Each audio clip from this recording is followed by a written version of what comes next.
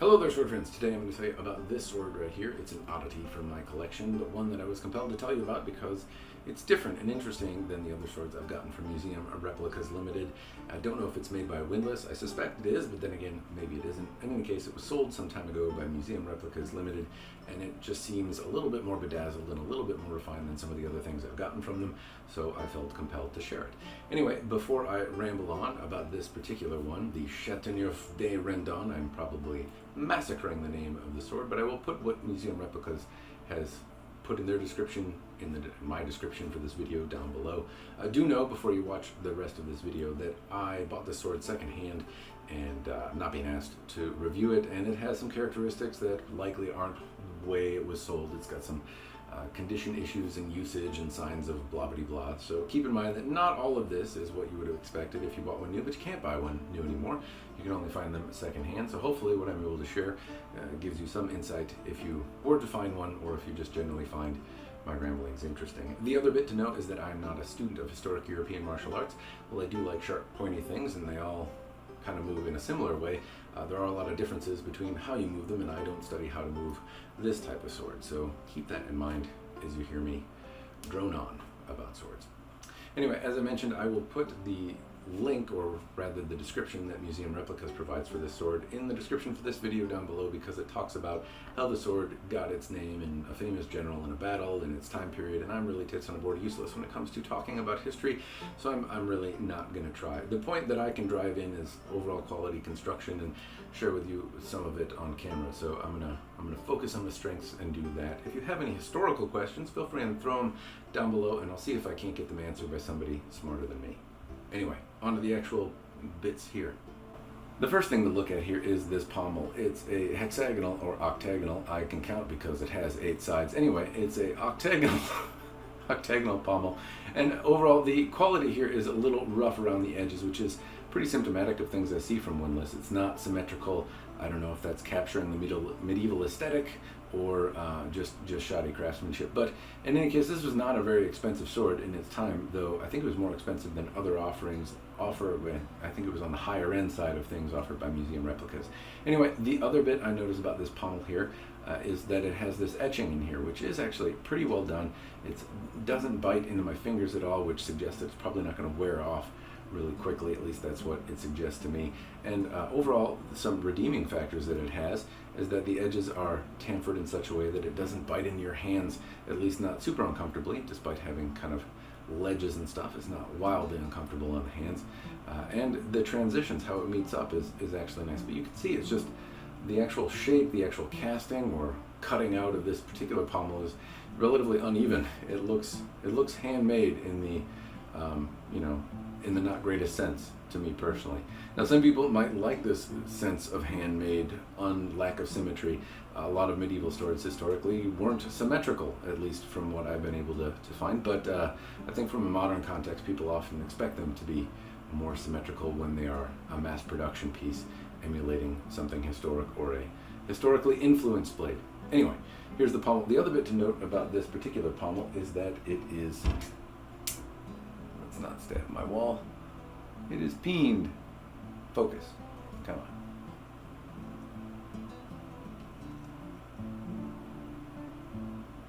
Jesus, there we go. So you can see that it is peened right here. Now it is a little haphazardly peened, but peened it is nonetheless, which is also uncommon for a windlass piece. Very often windlass pieces, if this is in fact a windlass piece, are hex nut assembled or screw on, and this is not. Very often they're hex nut. I've been confused a few times by things that looked peened and were actually just disguised that way. This does in fact look to be peened, and also if I pull on it, it's on there pretty good. It's not haphazardly constructed, and it's held up pretty well given the age of this piece, which is, at least over a decade. Granted, it has been used a lot, but it's been used some, it's banged around, and it's been through cold Minnesota weathers, winters. Well, weathers I suppose is applicable as well, and it hasn't come loose, which is a good thing. Now permit me to drone on about this handle right here. So there are some interesting pieces, namely these leather straps, which I presume would give you better purchase on the blade if you were holding it with a glove or not. Unfortunately, you can see that some of the leather straps, like this one here, has come come undone. It used to look like this on both sides, and then the strap broke. Now, a redeeming factor seems to be that the strap broke at the rivet and didn't completely come undone, so that's good.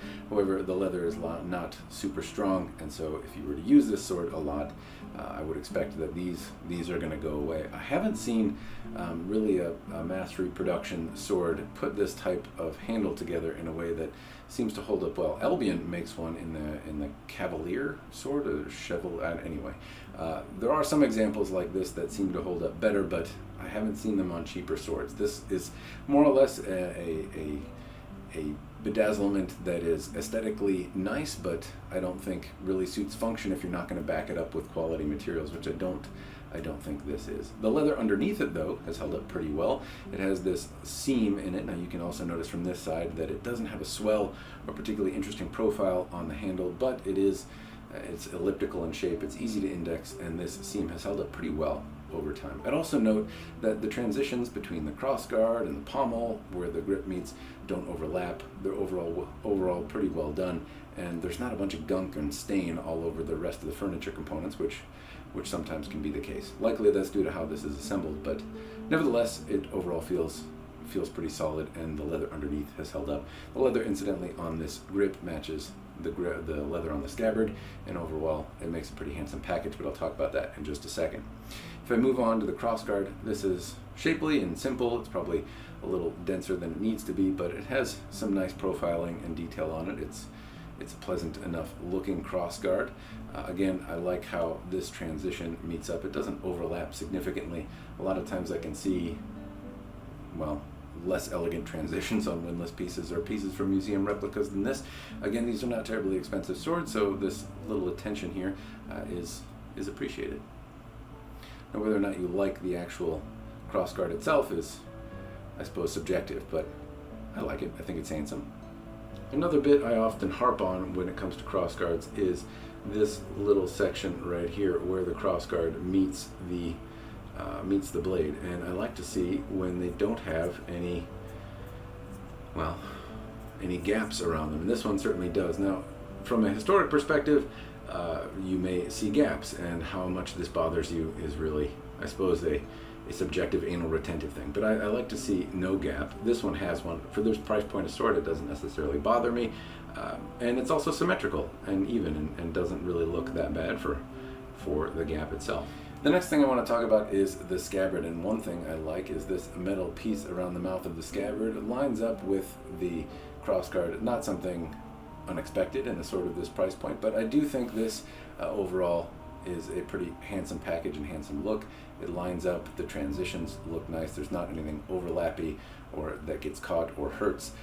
One side has some additional bedazzlements on it, some additional carving on this piece right here. I'm not sure exactly what that's called. Anyway, the reverse side does not, but I don't make out a big unsightly seam on this either. A lot of times on the reverse side you'll see a big gnarly seam on the back, and on this I do not. It's overall very pleasant looking. Now this I can get my fingernail caught under if I try hard enough, but it's still not bad. Nevertheless, these are very pleasant looking additions or bedazzlements or little dental work on the metal fitting. It's only on one side, so it's not going to snag on your attire if you were to wear this. Notice that the seam on the scabbard is pretty nice and consistent. It overall flows pretty well, and it hasn't frayed or come undone over time, and the leather seems to be of a pretty reasonable quality overall, if this camera will fucking focus.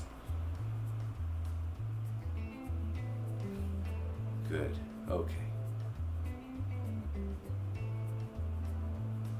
Okie dokie. Now the shape, I believe, is the furniture component here. Again, we have a pointy little bit that could catch on something and hurt, but on the reverse side it doesn't. No additional kind of sawtooth or carving on this side, and this little point only exists on one side. So this is the side that faces the world, and it's not going to be on your attire, so hopefully it wouldn't catch or snag any threads.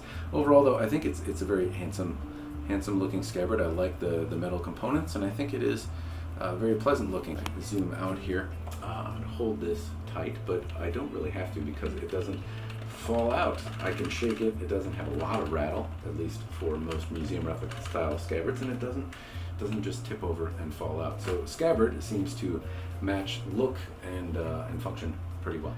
Now I'm going to talk about the part of the sword people are actually interested in, and that is the blade. And the thing I find most interesting about this blade is that it is hollow ground to some extent. Anyway, the effect is very small, but along the flats of the blade, it appears to be hollow ground, at least to some degree in many of the spaces. Now the rest of the blade has a similar effect to the remainder of windlass blades that I've seen, in that the central ridge wanders around and there are a bunch of bumpy spots on the blade, uneven hammer marks and things like that. But some parts of the blade appear hollow ground, which is interesting and something that I really haven't seen on any other blade from museum replicas or windlass. Maybe it'll focus. Probably not though. Anyway, I guess you'll have to take my word for it. Other interesting notes, the fullers actually terminate in the same or similar spots, and it's at least closer than some of the other windlass pieces do, and they appear to be more pronounced and even. It doesn't just kind of wander off in one direction or the other. So I like that. It also has these bedazzlements in the fuller. There are some etchings. Now, unlike the one on the pommel, these actually have a texture to them. I can feel them with my finger. I don't know if that means they would come off easier, or maybe they just haven't been polished the same way. And actually here in this angle you can almost see the hollow ground a little better based on the lights in my room. Also note that this has a different polish than many of the other windlass blades. It's a little bit more on the satin side versus mirror polished. Maybe that's because they used a grinding wheel to get these hollow ground effects. I don't know if hollow ground is intentional, or if it's just this one, or maybe the second owner did it. Hell if I know.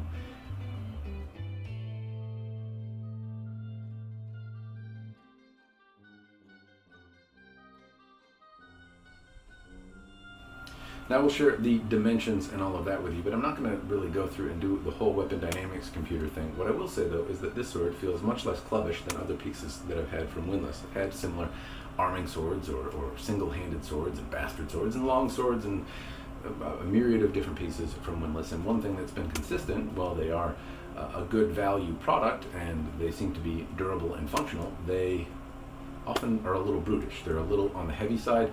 This is still perhaps maybe a little on the heavy side if you go the grand scale, but it's much lighter and much more nimble than many of the other products that I've felt from museum replicas. It's comfortable to move in one hand. It feels reasonably purpose-built and intentional, which is something that I find surprising. Now it's also on the flexible side. Maybe that's because it's hollow ground, but anyway, I don't know. I can't describe it other than it feels a little bit more refined than other pieces I've had from windlass. Now, I'm not kind of dogging on windlass. A lot of times people want to buy a sword and they want to whack it into shit you shouldn't whack a sword into, because a sword is, at least in general, maybe a little bit more delicate and refined a weapon than an axe is, and you shouldn't smash trees in your backyard with it, even though I do that myself. The point is that you shouldn't expect them to hold up, and people do, so understand why a manufacturer would overbuild their product to meet the expectations of their customers. This one feels like it would probably not hold up to that type of treatment real well, because it feels more nimble and a little bit more like a sword should, in my mind. Anyway, I will include dimensions and all of that type of stuff in the description down below, and you can look at that if you are so interested. Anyway, that's all the bits and bobs I have to share with you about this particular sword. Usually I end these reviews on do I personally think it's worth it or not, and I don't really know how much this sword retailed for in its day. I've seen some things that say in the $400 range, and for that I would say no, but I also see some things in the $200 range, and for that I would say yes. So it depends on the price point of this sword, which I haven't really been able to find, but anyway, it is an interesting piece. If you're able to find one in the secondhand market, or if one pops up new, hopefully this video gives you some idea of what you would expect from the sword in that case, and that's all I got for you. As always, cheers, and thanks for watching.